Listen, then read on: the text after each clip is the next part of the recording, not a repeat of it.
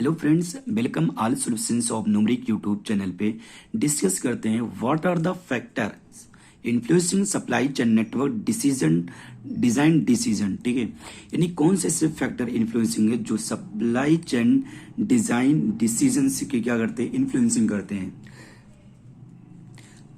There are following factors influencing supply chain network design decisions. ठीक है, कौन कौन से फैक्टर हैं?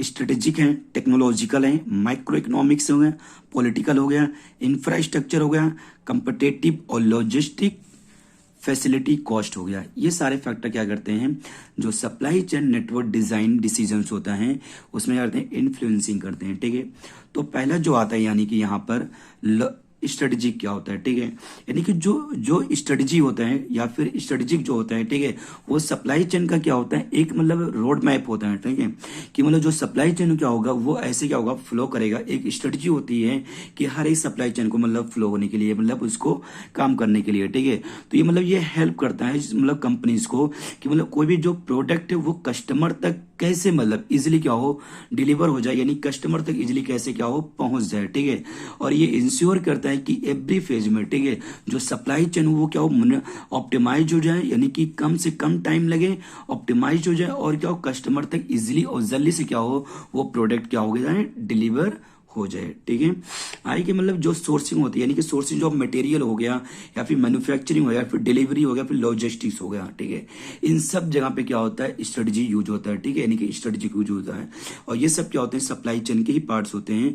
तो मतलब यानी कि हम ऐसे समझ सकते हैं कि जो स्ट्रेटजी होता है वो क्या होता है, सप्लाई चेन में एक मेन रोल अदा करता है, यानी कि एक मेन क्या होता है, रोड मैप्स होता है। ठीक है, जो सारी चीजें क्या करता है कि स्ट्रेटजी के अकॉर्डिंग क्या होता है, पूरी सप्लाई चेन क्या होती है, फ्लो होती है और हर एक पार्ट्स क्या होता है, हर एक चीजें क्या होती हैं, टाइम टू टाइम वर्क करती हैं। ठीक है, नेक्स्ट आता है टेक्नोलॉजी। ठीक है, यानी कि टेक्नोलॉजी क्या होती है, जो सप्लाई चेन होता है, ठीक है, उसमें जो टेक्नोलॉजी होती है वो क्या होती है, ग्रुप ऑफ फंक्शंस का काम करता है। ठीक है, यानी टेक्नोलॉजी भी क्या होता है, एक मेन इंपॉर्टेंट रोल यहाँ पे अदा करता है। ठीक है, यानी कि जो इसके प्रोसेस होते हैं यानी कि फोकस्ड होते हैं। ठीक है, और ऑप्टिमाइजिंग करता है कि फ्लो ऑफ चाहे प्रोडक्ट्स हो, सर्विसेज हो या फिर रिलेटेड इंफॉर्मेशन हो। ठीक है, from sources of supply to customer, यानी कि चाहे वो इंफॉर्मेशन हो हमें सोर्सेस यानी कि जो सप्लाई करना हो सोर्स से लेके कस्टमर्स तक, या फिर पॉइंट ऑफ डिमांड। ठीक है, यानी कि जो डिमांड है, ठीक है, यानी वहां पे हमें क्या पड़ती है, इंफॉर्मेशन की नीड पड़ती है। ठीक है, और मल्टीपल्स यानी कि बहुत सारी इंफॉर्मेशन को हमें नीड पड़ती है। अगर हमें किसी भी प्रोडक्ट के बारे में क्या करना है, बताना है, ठीक है, तो वहां भी क्या होगा, हमें इंफॉर्मेशन की नीड पड़ेगी और मतलब एक्सप्लेन करना हो चाहे कस्टमर की मतलब जो कस्टमर की रिक्वायरमेंट क्या हो उससे भी हमें जानना है, तो वहां पे भी क्या होती है, हमें अलॉट ऑफ इंफॉर्मेशन की नीड पड़ती है। ठीक है, तो चाहे हमें कस्टमर मतलब जो सप्लायर होता है, नेटवर्क टू कस्टमर या to customer of those customer. ठीक है, यह सब जगह पे क्या होता है कि टेक्नोलॉजी की नीड पड़ती है। ठीक है, अगर हमारा प्रोडक्ट क्या होगा, टेक्निकल होगा, अच्छा होगा, ठीक है, तो हम जब सप्लायर क्या करेगा, सप्लाई करेगा मार्केट में और कस्टमर कुछ कस्टमर जानेंगे उसको बाय करेंगे, वो अच्छा हुआ तो वो क्या करेंगे, कस्टमर दूसरे कस्टमर को क्या करेंगे, इन्फॉर्म करेंगे ये प्रोडक्ट क्या है, टेक्निकल है, अच्छा टेक्नोलॉजिकल फील्ड से अच्छा, तो वो क्या करेंगे, वो कस्टमर टू कस्टमर क्या होगा, वो टेक्नोलॉजी क्या होगी, फ्लो करती जाएगी और वो प्रोडक्ट की डिमांड बढ़ती चली जाएगी। ठीक है, नेक्स्ट आता है माइक्रो इकोनॉमिक्स। ठीक है, जो माइक्रो इकोनॉमिक्स होता है वो फोकस करता है परफॉर्मेंस ऑफ इकोनॉमिक्स। ठीक है, एक नहीं जो जितने भी इकोनॉमीज होते हैं उनकी परफॉर्मेंस पे क्या करता है, फोकस करता है।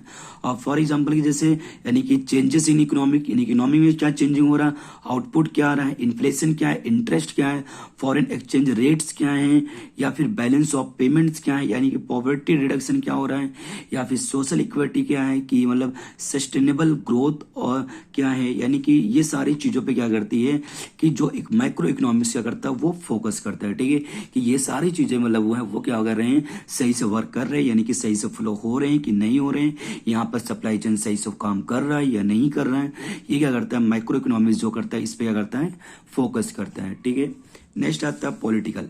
ठीक है, यानी कि जो पॉलिटिकल होता है वो क्या होता है, पॉलिटिकल को आप ऐसे समझ सकते हो, यानी कि ये ऐसा एबिलिटी होता है, सोर्स होता है रॉ मटेरियल का यानी कंपोनेंट का, जो मतलब ऐसा प्रोसेस होता है, जो प्रोडक्ट होता है, ठीक है, यानी कि मार्केट से मतलब कि मार्केट में क्या होगा इम्पेक्टिव मतलब इजिली क्या हो जाए, इजिली क्या हो जाए कि मार्केट में वो पहुंच जाए, ठीक है।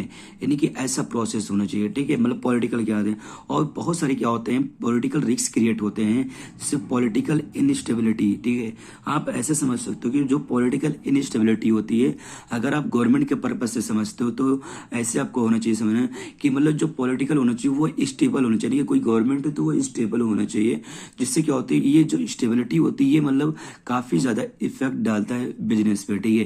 क्योंकि हर एक गवर्नमेंट हर एक पॉलिटिकल की क्या होती है अपने अपने रूल होते हैं, अपने अपने रूल और रेवोल्यूशन होते हैं, वो बनाते हैं, ठीक है। उनके अकॉर्डिंग क्या होता है बिजनेसमैन को क्या होना चलना पड़ता है, ठीक है। जिससे क्या होती है इफेक्ट पड़ता है मतलब बिजनेस पे, ठीक है। तो मतलब रेगुलेशन सही होना चाहिए और प्रोटेक्शनिज्म और कॉन्फ्लिक्ट होना चाहिए, ठीक है। ये सारे फैक्टर्स क्या करते हैं मेन रोल होते हैं पॉलिटिकल में, ठीक है। नेक्स्ट आता है इंफ्रास्ट्रक्चर क्या है, ठीक है। यानी किसी भी चीज की जो इंफ्रास्ट्रक्चर होती है वो भी क्या होता है मेन रोल मतलब परफॉर्म करता है सप्लाई चेन में, ठीक है। यानी जो सप्लाई चेन इंफ्रास्ट्रक्चर होता है जैसे बिल्डिंग्स हो गया, इक्विपमेंट्स हो गया, इंफॉर्मेशन टेक्नोलॉजी हो गया, वो रिक्वायर्ड करता है, ठीक है, ऑपरेट करता है सप्लाई चेन को, ठीक है।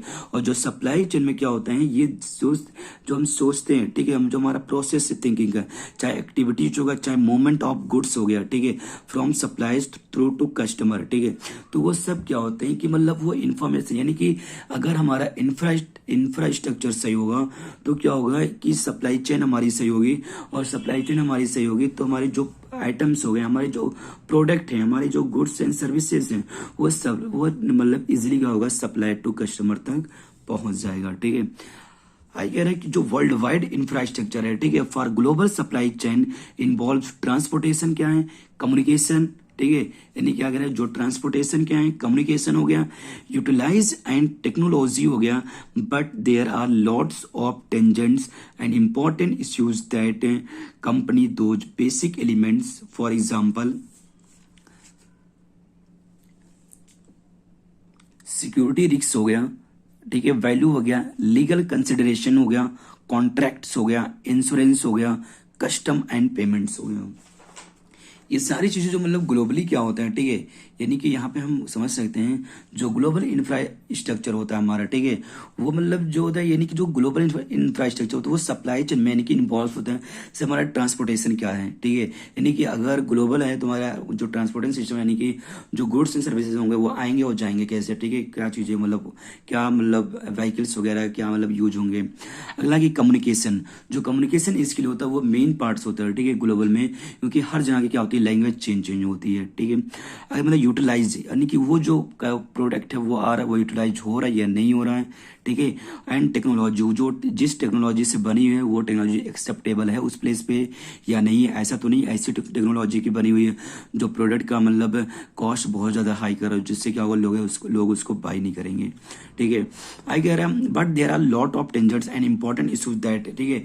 तब क्या मतलब और भी क्या होते हैं बहुत सारे जो इशूज क्रिएट होते हैं, जिससे क्या है सिक्योरिटी रिस्क, ठीक है। अब मतलब ग्लोबली होगा तो उस पर सिक्योरिटी रिस्क का ज्यादा मतलब फैक्टर वो इशू क्रिएट करेगा। वैल्यू क्या है, लीगल क्या है, कंसिडरेशंस क्या है, और कॉन्ट्रैक्ट्स जो है उसका यानी इंश्योरेंस हो गया या फिर कस्टम और पेमेंट से, ये सारे जो फैक्टर ये सारे जो होते हैं वो इशू क्या करते हैं क्रिएट होते हैं। अगला है कि कम्पिटिटिव, ठीक है। कम्पिटिटिव जो होते हैं वो क्या होते हैं जो सप्लाई चेन कम्पिटिटिवनेस होती है, ठीक है, वो कैपेबिलिटी ऐसी होती है कि सप्लाई चेन की जो डिलीवर हो हमारी वैल्यू, ठीक है, हमने जो वैल्यू यानी कि जो हमारे आइटम्स डिलीवर हो कस्टमर तक, ठीक है, तो मतलब जो कस्टमर तक हो वो मतलब इजिली क्या हो जाए कम्पिटिटिव हो, ठीक है, यानी कि वो इजिली डिलीवर हो उसमें कोई प्रॉब्लम ना क्रिएट हो।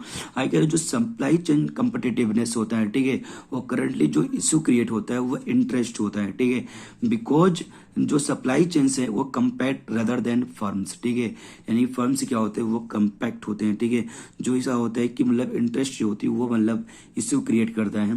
आई कह रहा है जो कम्पिटिटिव एडवांटेज होता है, ठीक है, वो रिफर्स करता है जो फैक्टर्स क्या है कि अलाउ करेगा कंपनी जो प्रोड्यूस कर रहा है गुड्स और सर्विसेज को वो अच्छे तरीके से क्या हो वो चीपली हो, यानी कि वो चीपली हो मतलब सस्ता हो, और क्या हो साथ में वो क्या है राइवल्स हो, ठीक है।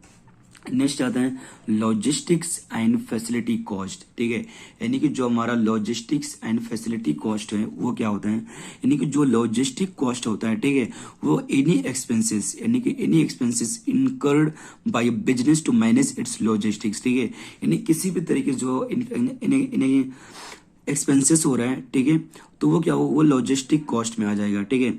अगर क्या कह रहे हैं, जो फैसिलिटी कॉस्ट है वो फैसिलिटी कॉस्ट तभी इंक्रीज होता है, ठीक है, जब हमारा क्या होता है लॉजिस्टिक कॉस्ट क्या होगा, इंक्रीज हो जाएगा, तो फैसिलिटी कॉस्ट हो जाएगा, इंक्रीज होता है, या फिर नंबर ऑफ जब हमारी फैसिलिटी इंक्रीज होती है, ठीक है, तो हमारा फैसिलिटी कॉस्ट भी और लॉजिस्टिक कॉस्ट भी क्या होता है, इंक्रीज हो जाता है, ठीक है। आगे कह रहा है कि जो मोस्ट कॉमन लॉजिस्टिक कॉस्ट क्या होता है, जैसे ट्रांसपोर्टेशन हो गया एंड शिपिंग एक्सपेंसेस हो गया, ठीक है, इन्वेंट्री हो गया, इन्वेंट्री मैनेजमेंट कॉस्ट हो गया, वेयर हाउस कॉस्ट हो गया, ठीक है, यानी कि ये सारे क्या है, मेन कॉस्ट होते हैं, ठीक है, लॉजिस्टिक कॉस्ट में ये सारी चीजें मेन आते हैं, ठीक है।